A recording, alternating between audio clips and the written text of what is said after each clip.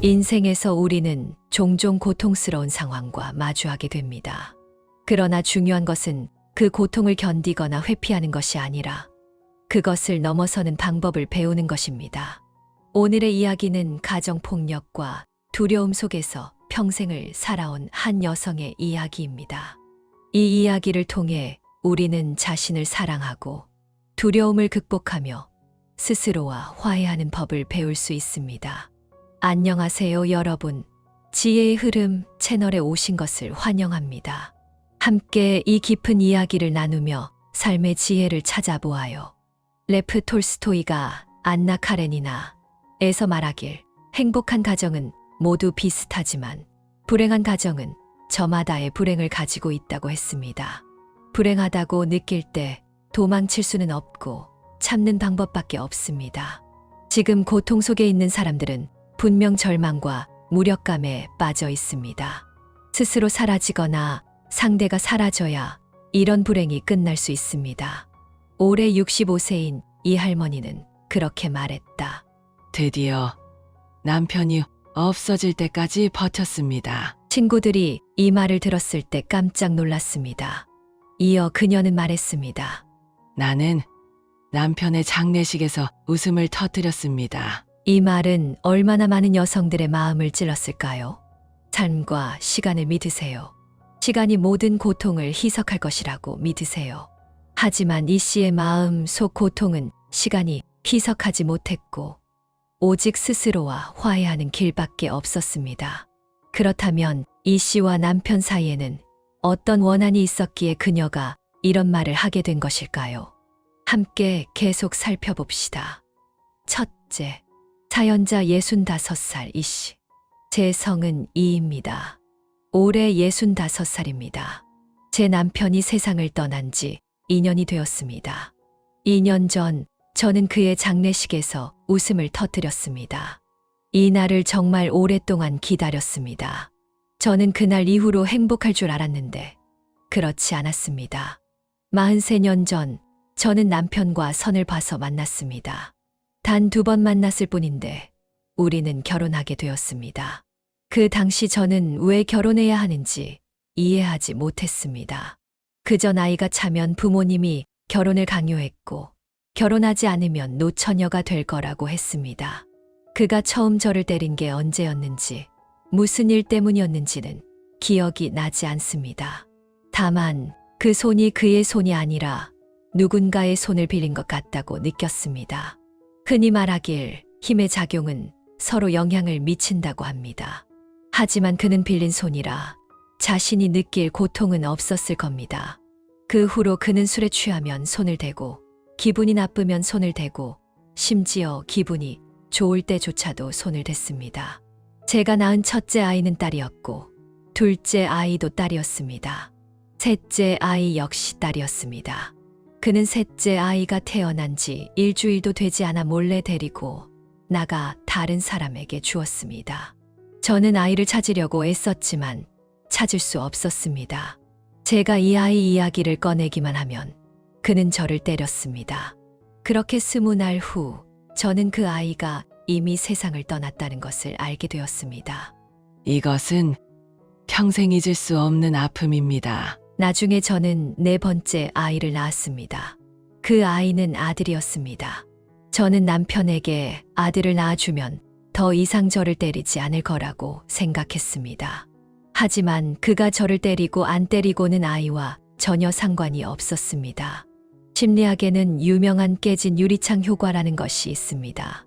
간단히 말해 누군가가 당신의 경계를 침범했을 때 당신이 즉각 거부하지 않으면 당신의 나약함은 방관으로 변하고 상대방이 제멋대로 행동하며 한계를 넘어설 수 있다는 것입니다.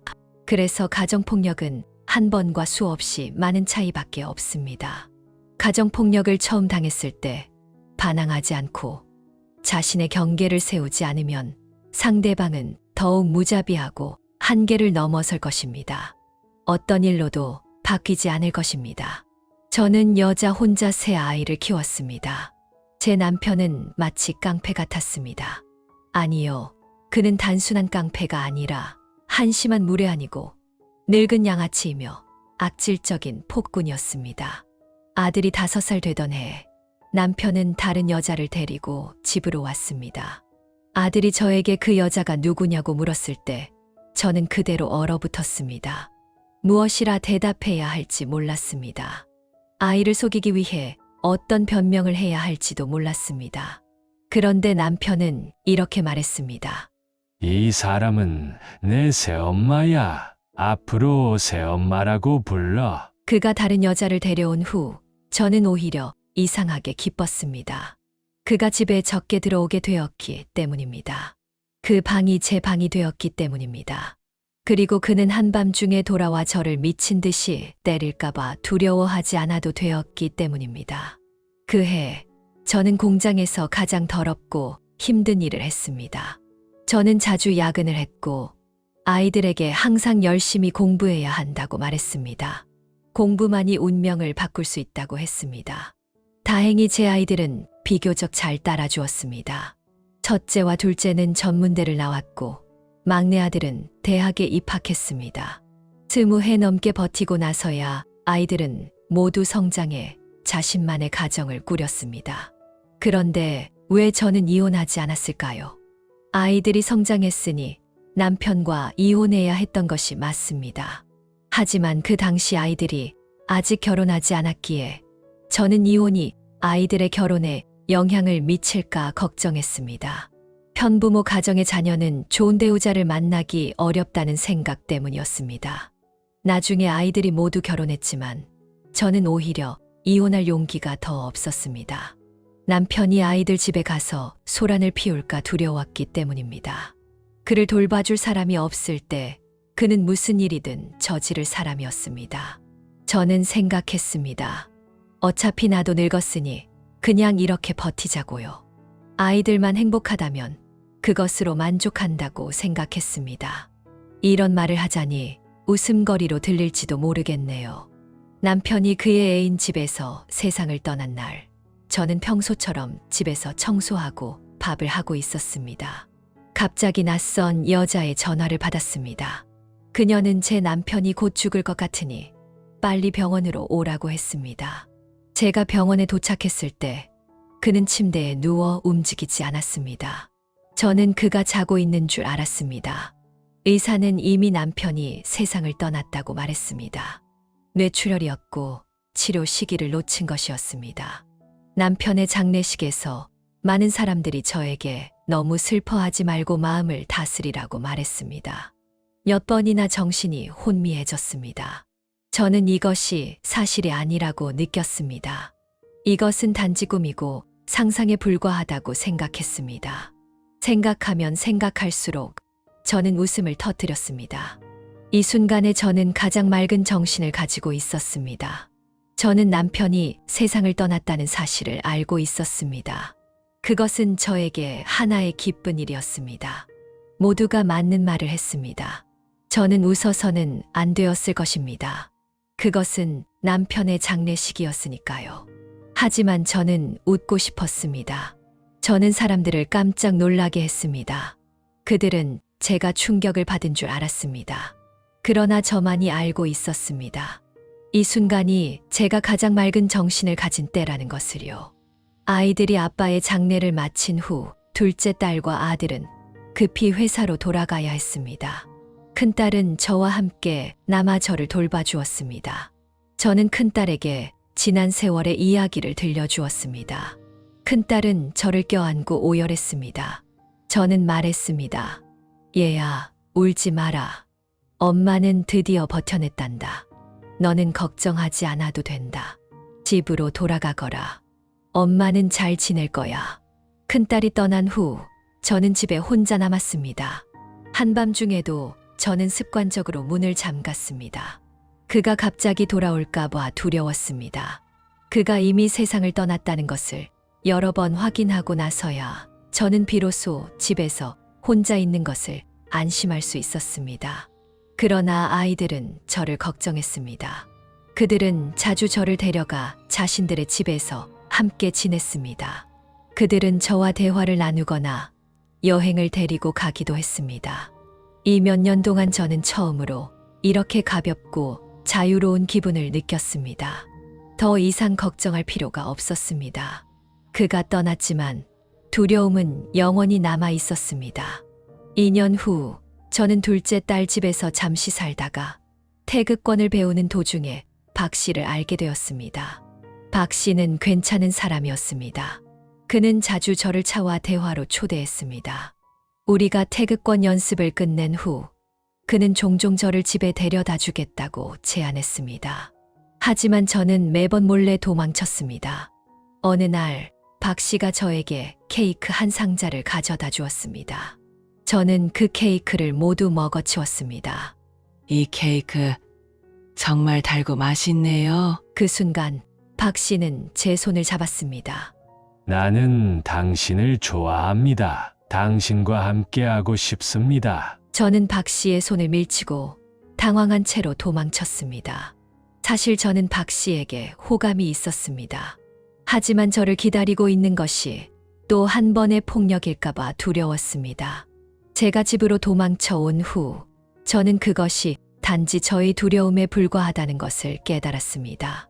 그는 이미 떠났고 더 이상 존재하지 않았습니다.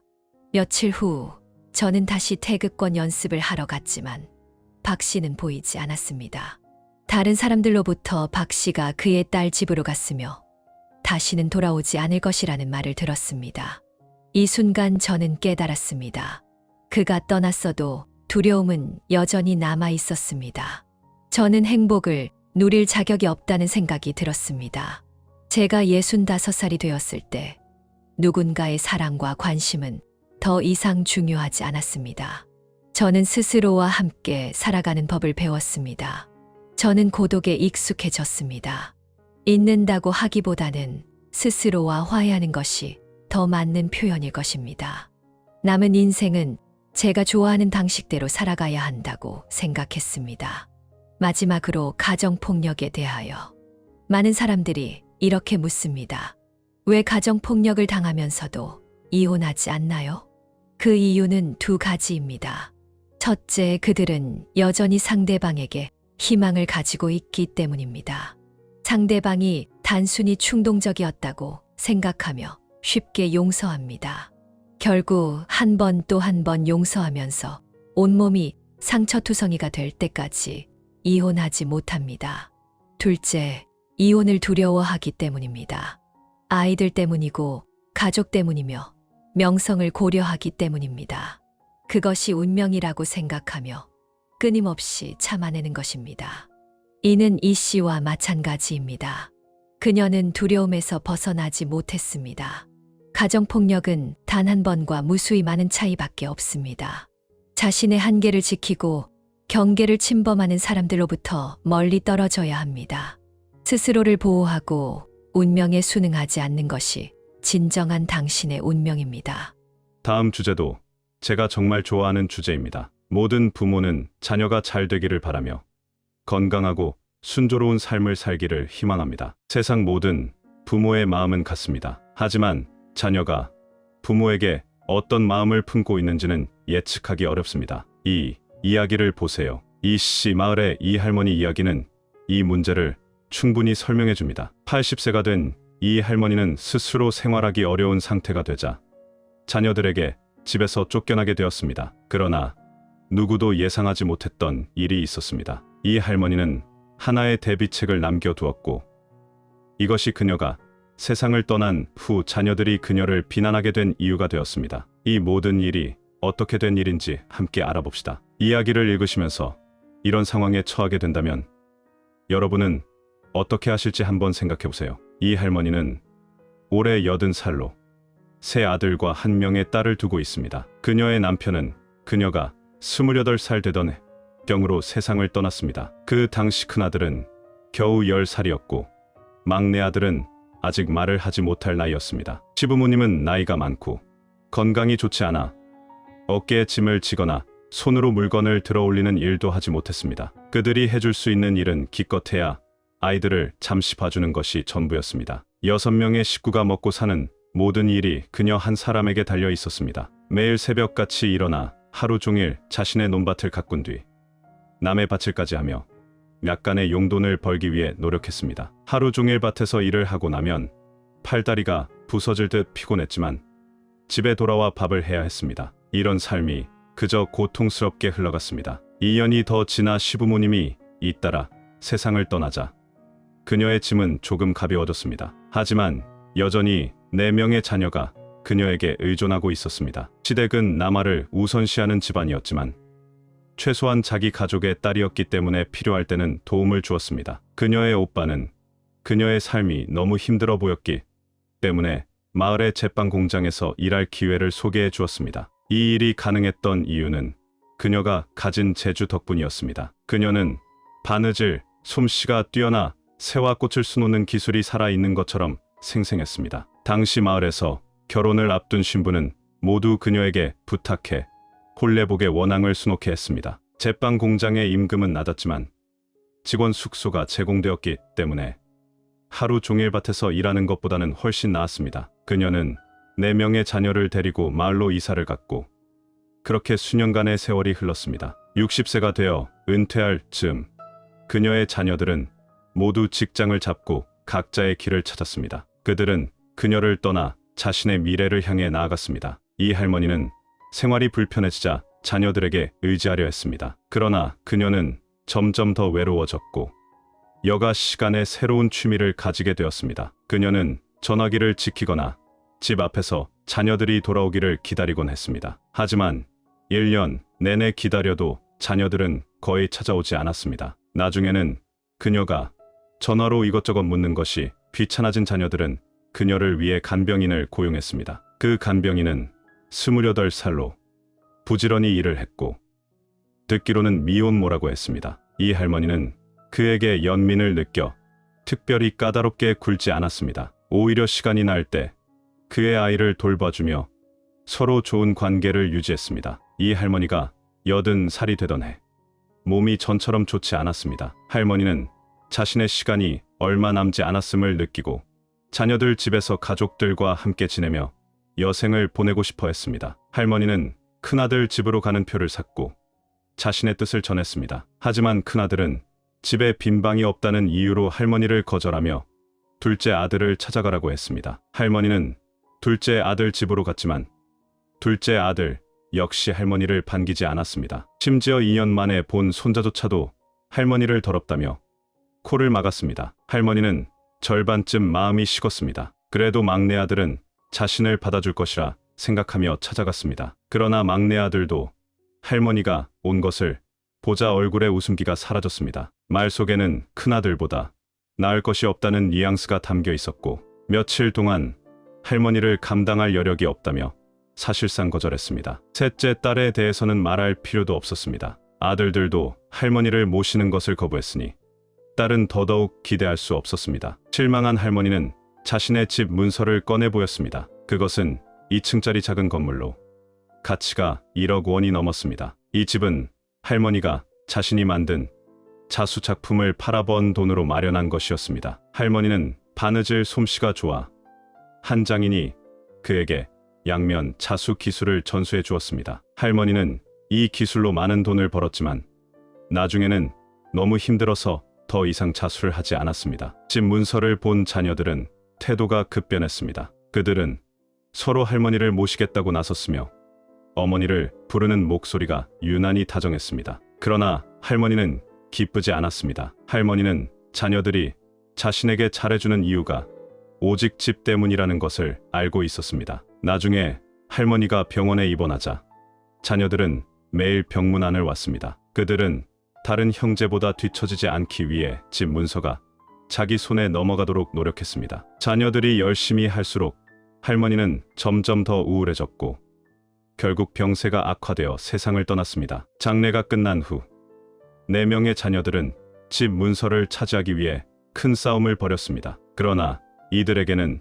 충격적인 사실이 전해졌습니다. 집 문서는 이미 할머니가 자신을 돌봐주던 간병인에게 넘어갔다는 것입니다. 그것도 이미 소유권 이전이 완료되어 자녀들이 아무리 싸워도 소용이 없었습니다. 자녀들은 이 사실에 분노하며 할머니의 묘 앞에서 그를 비난했습니다. 하지만 자녀들은 몰랐습니다. 할머니에게 간병인은 그의 노년에 마지막으로 느낄 수 있었던 따뜻함이었습니다. 간병인은 할머니를 마치 자신의 가족처럼 대하며 발을 씻겨주고 등을 두드려주며 그를 즐겁게 해주었습니다. 그는 항상 세심하고 철저하게 할머니를 보살피며 할머니에게 화가 날 일이 전혀 없도록 했습니다. 간병인의 아들 또한 할머니를 진심으로 존경하며 할머니라고 다정하게 불렀습니다. 비록 혈연으로 맺어진 관계는 아니었지만 그들은 할머니에게 친자녀들보다 훨씬 가까웠습니다. 이것이 할머니가 집 문서를 간병인에게 넘긴 이유였습니다. 질문: 자녀에게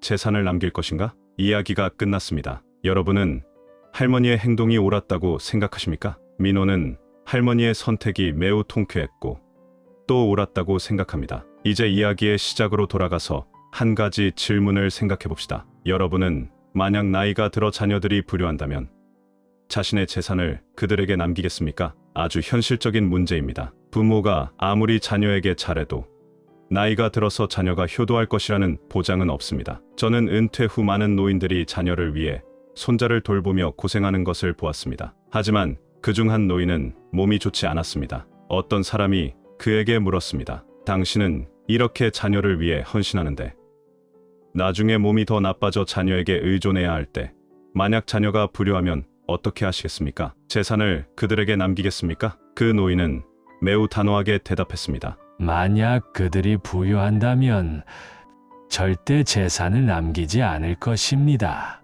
나는 지금 은퇴했습니다. 조용히 즐기며 살 곳을 찾지 않은 이유는 나는 아들과 우리는 한 가족이라고 생각하기 때문입니다. 가족은 어려울 때 서로 도와야 합니다. 나는 내 몸이 아직 괜찮다고 느끼며 이것이 나의 책임을 다하는 일이라고 생각합니다. 이는 선배 세대가 후배 세대를 사랑하는 방식입니다. 가장 중요한 것은 내 자녀들이 나에게 잘해주며 내가 매우 행복하게 살고 있다는 점입니다.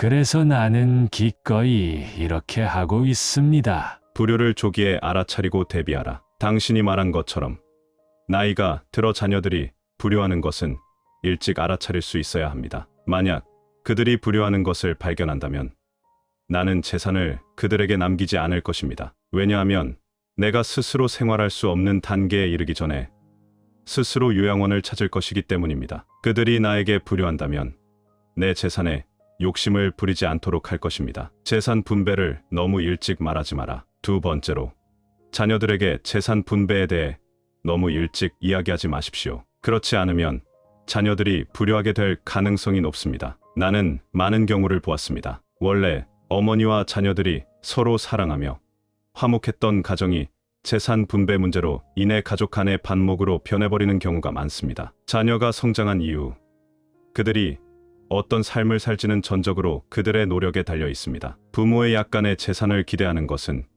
결국 산을 갉아먹는 것과 다름없습니다. 따라서 부모는 마음속에 명확히 알아야 합니다. 아이들을 지나치게 애지중지하거나 그들의 문제를 대신 짊어지는 것은 결국 불효하는 자녀를 키우는 결과를 낳게 됩니다. 현명한 대비의 중요성. 물론 많은 부모들은 자신의 마음을 넘기지 못하고 걱정합니다. 자신이 나이가 들고 갑자기 세상을 떠나면 재산 분배 문제가 생길 것을 염려하며 일찍 대비하려 합니다. 하지만 꼭 기억하십시오. 재산 분배에 대해 너무 일찍 이야기하지 마십시오. 그렇지 않으면 자녀들이 불효하게 되는 상황이 생길 수 있습니다. 재산 분배에 대해서는 몰래 개인적으로 결정을 내리십시오. 자신이 건강할 때 재산 문제로 인해 자신의 삶이 불안해지지 않도록 주의해야 합니다. 이 노인은 불효하는 자녀에게 재산을 남길지에 대한 질문에 매우 명확히 답했습니다. 아니요.